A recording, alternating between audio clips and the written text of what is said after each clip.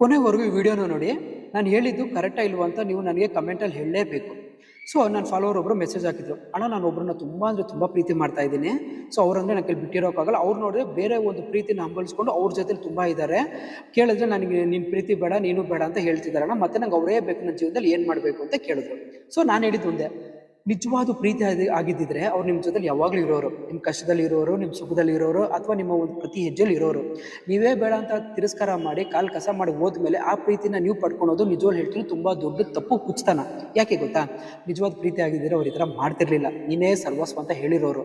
But ಅವರು ಬೇರೆಯವ್ರಿಗೆ ಇಷ್ಟಪಡ್ತಾ ಇದ್ದಾರೆ ಅಂದರೆ ಅರ್ಥ ಮಾಡ್ಕೊಳ್ಳಿ, ನಿಮ್ಗೊಂಚೂರು ಕೇರಿಂಗು ಇಲ್ಲ, ಏನೂ ಇಲ್ಲ. ಸೊ ಆ ಥರ ಒಂದು ಪ್ರೀತಿನ ನೀವು ಅಮೂಳಿಸೋದಿದೆಯಲ್ಲ, ಅದು ನೀವು ತಪ್ಪು. ಆ್ಯಂಡ್ ಮೋರ್ ಓವರ್ ನಿಮಗೆ ನೀವೇ ಮಾಡ್ಕೊತಿರೋ ಒಂದು ದೊಡ್ಡ ಮೋಸ ಅದು. ಬೇಡ. ನಿಮಗೋಸ್ಕರ ಒಂದು ಪ್ರೀತಿ ಕಾಯ್ತಾ ಇರುತ್ತೆ, ಅದೊಂದು ಜೀವ ನಿಮ್ಮ ಪ್ರೀತಿ ಬೇಕೇ ಬೇಕು ಅಂತ ಒಂದು ಹಂಬಲಿಸ್ತಾ ಇರುತ್ತೆ. ಆ ಕಡೆ ನೀವು ಗಮನ ಕೊಡಿ ಅಂತ ನಾನು ಹೇಳಿದ್ದೆ. ಎಲ್ಲೋ ಒಂದು ಕಡೆ ಸ್ವಲ್ಪ ಬೇಜಾರಾಯಿತು, ಬಟ್ ಅವ್ನು ತುಂಬ ಖುಷಿಪಟ್ಟ. ಸೊ ಇದರಲ್ಲಿ ನನಗೇನು ಇಷ್ಟ ಆಯಿತು ಗೊತ್ತಾ? ನಾನು ಹೇಳೋದು ಒಂದು ಎಲ್ರಿಗೂ, ನಿಮ್ಗೆಲ್ಲಿ ಪ್ರೀತಿ ಸಿಗುತ್ತೋ, ನಿಮ್ಗೆಲ್ಲಿ ಬೆಲೆ ಸಿಗುತ್ತೋ, ನಿಮ್ಗೆಲ್ಲಿ ವ್ಯಾಲ್ಯೂ ಸಿಗುತ್ತೋ ಅಲ್ಲಿರಿ ನೀವು. ಯಾಕೆ ಗೊತ್ತಾ? ಪ್ರೀತಿನ ಭಿಕ್ಷೆ ಬೇಡಿ ಪಡ್ಕೊಳೋದಲ್ಲ ಗುರು. ಪ್ರೀತಿನ ಪ್ರೀತಿಯಿಂದ ಪಡ್ಕೊಳೋದೇ ನಿಜವಾದ ಪ್ರೀತಿ. ಆವಾಗ ನಾವು ಅಂಥವ್ರ ಜೊತೆ ನಾವು 100 ಕಾಲ ಖುಷಿಯಾಗಿ ಬಾಳ್ಬೋದು. ನಾನು ಹೇಳಿದ್ದು ಕರೆಕ್ಟ್ ಅಲ್ವಾ? 100% ನಿಮ್ಗೆ ಏನಾದ್ರು ಇಷ್ಟ ಆಗಿದರೆ ದಯವಿಟ್ಟು ಕಮೆಂಟ್ ಮಾಡಿ. ಈ ವಿಡಿಯೋಸ್ ಏನಾದ್ರು ಇಷ್ಟ ಆದರೆ ಮತ್ತೊಮ್ಮೆ ಹೇಳ್ತೀನಿ, ದಯವಿಟ್ಟು ಫಾಲೋ ಮಾಡಿ, ಸಪೋರ್ಟ್ ಮಾಡಿ ನಮಗೂ.